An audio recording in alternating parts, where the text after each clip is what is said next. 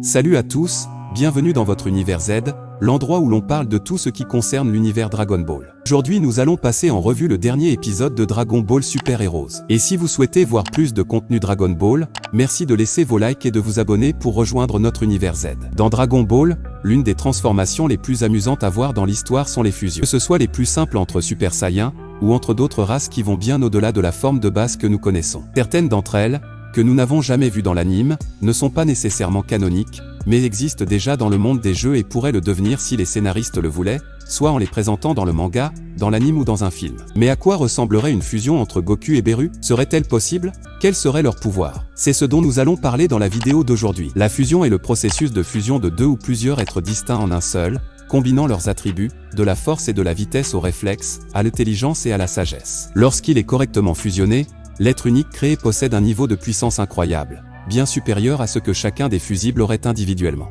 Jusqu'à présent, il a été démontré qu'il existe au moins 6 façons différentes de fusionner, et qu'il existe de nombreux types de fusions. L'histoire de Dragon Ball compte un grand nombre de fusions, mais saviez-vous que certaines d'entre elles, bien que n'apparaissant jamais dans l'anime, sont apparues dans des jeux? L'une d'entre elles, très intéressante, est la fusion dite de Whirus. Après son nom, vous devriez déjà savoir qui en sont les fondateurs, non? Oui, Beru et Whis, ces deux personnages de Dragon Ball Super, ont fusionné dans Dragon Ball Fusion, donnant naissance au célèbre Whirus. Le corps de Whirus est similaire à celui de Beru, mais sa peau est de la couleur de celle de Whis. Il a des cheveux sur le visage et les oreilles, et son costume est un mélange des robes des deux personnages. Selon la description du personnage, il est le plus fort de l'univers.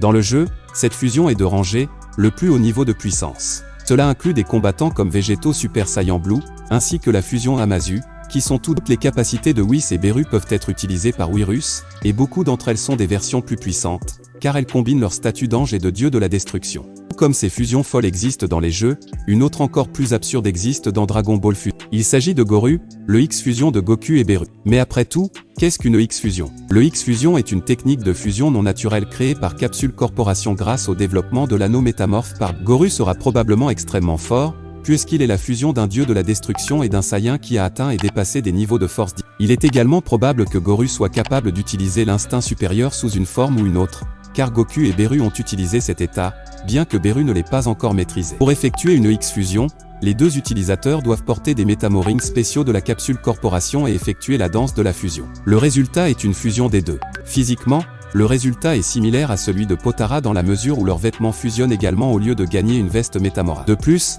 certaines X-Fusions peuvent avoir des marques sur leurs vêtements tatoués sur leur corps par la fusion, comme le kanji du démon du roi Piccolo tatoué sur la poitrine du roi Dakolo, ainsi que l'héritage du Majin de Dabura. Les métamorings utilisés par les deux fusions fusionnent également en un seul métamoring qui est utilisé par le X-Fusion résultante. Ce type de fusion a un temps illimité et peut se désarmer à volonté en retirant l'unique métamoring créé par la fusion. Cependant, cette forme de fusion n'est pas aussi puissante que la danse de la fusion. Selon Bulma, le X-Fusion combine les forces de la danse de la fusion et de la fusion Potara basée sur le Kai suprême, car elles peuvent rester fusionnées en permanence, tout en ayant la possibilité de se désarmer, bien qu'elle n'ait pas la limite de temps des fusions Potara et Métamoran non suprême Kai. Comme la fusion Potara, la fusion EX est très polyvalente, car elle permet à deux êtres de fusionner, quelle que soit leur différence de taille, de puissance et de morphologie. De plus, la fusion n'est pas reléguée aux vêtements métamorants et peut même changer de vêtements après la fusion si elle le souhaite, comme le montre TK. Qu'elle soit plus faible que la fusion métamorane, la fusion EX a l'avantage de pouvoir rester fusionnée indéfiniment et de pouvoir se désarmer à volonté. Ainsi, bien que Gotenk EX soit plus faible que Gotenk, il a l'avantage de ne pas avoir à se soucier de son temps de fusion et de pouvoir survivre à son homologue plus faible. De plus, comme la danse de la fusion doit être exécutée, les fusions accidentelles ou non intentionnelles ne sont pas possibles car la danse doit être exécutée, et il n'y a pas eu de cas d'échec de fusion EX, et même si une fusion EX échouait, elle pouvait choisir de se désarmer en retirant l'anneau métamorphe au lieu d'attendre la limite de temps, de sorte qu'elle pouvait se désarmer et réessayer, un autre avantage sur la fusion métamorphe. Le X-Fusion peut être forcé si les deux fusions sont sous le contrôle de quelqu'un d'autre, comme le montre la création de Caroli, qui était le résultat de Towa forçant Goku et Broly à fusionner, bien qu'il faille noter que Goku s'est laissé contrôler alors qu'il voulait fusionner avec Broly, donc on ne sait pas si l'on peut résister à une X-Fusion forcée, bien que même si elle est forcée.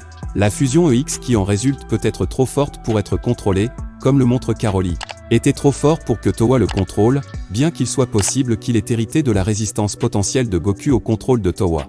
qui peut avoir été renforcé par sa puissance actuelle. Cependant, on ignore actuellement ce qui se passerait si l'anneau métamorphe d'une X-fusion était endommagé, détruit ou retiré de force, bien que l'on puisse supposer que sa destruction mettrait fin à la fusion, puisqu'il la maintient. Les métamo-anneaux sont apparemment très résistants, puisqu'il n'y a jamais eu de cas où ils se sont brisés ou ont été endommagés en combat, ce qui est probablement dû au fait que Bulma les a créés en pensant au combat. Les EX-fusions portent généralement l'anneau sur leur bras ou leur poignet gauche, bien que son emplacement diffère selon la fusion. Bien que polyvalente, le X-fusion nécessite que les fusibles aient une affinité l'un pour l'autre pour que le X-fusion soit réussi. Conséquent, le X-fusion est plus facile à réaliser par des fusionneurs ayant les mêmes affinités, des amis proches, des êtres chers, des membres de la famille ou des coéquipiers, bien qu'il soit possible pour certains fusionneurs de fusionner même s'ils sont de parfaits étrangers ou entre deux fusionneurs qui seraient normalement ennemis ou d'alignements différents. Une forte affinité peut également conduire à des fusions EX plus fortes. Si les deux fusibles ont l'expérience d'autres formes de fusion comme Goten et Trunks, ils ont déjà une forte affinité qui leur permet de faire des EX-fusions beaucoup plus facilement.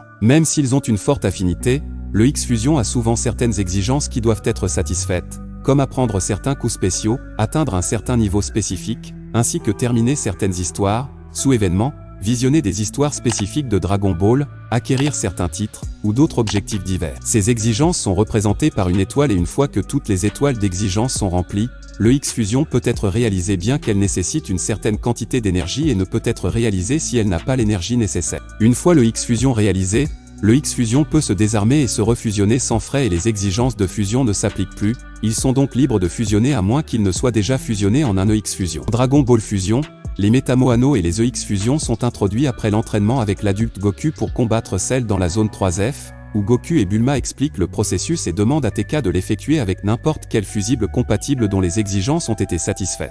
L'énergie n'est pas un problème lors de cette introduction. Après cela, l'équipe de TK peut effectuer une X-fusion, ainsi que désarmer sur une table en tenant des métamorings à l'intérieur du vaisseau spatial de l'équipe. Il n'y a pas de limite au nombre de métamorings, donc en manquer n'est jamais un sous-entendu que les métamo-anneaux sont produits et commercialisés par Capsule Corporation à l'intérieur de la faille temporelle, ce qui explique la présence de X-fusions ennemies, ainsi que des méchants comme Frieza, Cell, Towa, Janemba et Kid Buu ayant accès à cette technologie. Au cours de l'histoire principale, TK et son équipe affrontent Janembu et plus tard Celza, bien que de tels cas soient rares et que le lieu ou la manière dont ils ont obtenu leur métamoring pour fusionner ne soit jamais révélé. D'autres EX-fusions sont mentionnées dans l'histoire ou dans des sous-événements, comme Frieza qui rejette l'idée de Ginyu de fusionner, ce qui préfigure son EX-fusion, Ginyusa, dont le profil fait même référence à la réticence de Frieza. EX Gotenks est mentionné lorsque Goten et Trunks commentent leur capacité à rester fusionnés en tant que Gotenks pendant l'explication de Bulma et Goku sur le X-fusion. Towa et Towan sont annoncés dans leurs sous-événements respectifs, dans lesquels Towa demande à l'équipe de TK de trouver un Saiyan et un androïde avec lesquels fusionner,